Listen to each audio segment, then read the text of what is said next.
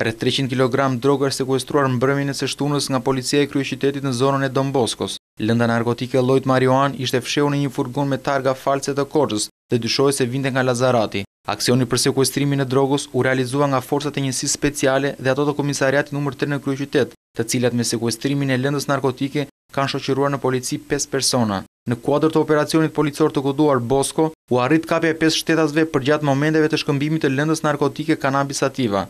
Të shoqëruarit janë Kristina Q, 20 vjeçe, Santiago S, 20 vjeç, Orgest S, 27 vjeç, Miguel G, 19 vjeç dhe Arber C, 27 vjeç, të gjithë banues në Tiranë. Sipas policisë, pas një hetimi intensiv në ngarkim të tyre, dyshohet se këta shtetas në bashkëpunim me njëri tjetrin dhe persona të tjerë realizonin trafikimin e lëndës narkotike me destinacion shitjen në tregun e huaj. Në cilësinë e provës materiale gjatë hetimit të këtyre 5 shoqëruarve u janë sekuestruar rreth 300 kg lëndë narkotike e dyshuar Cannabis Sativa. Një shumë parash e përftuar nga kjo veprimtari e paligjshme, si dhe një automjet tip furgon ku u gjet edhe lënda narkotike.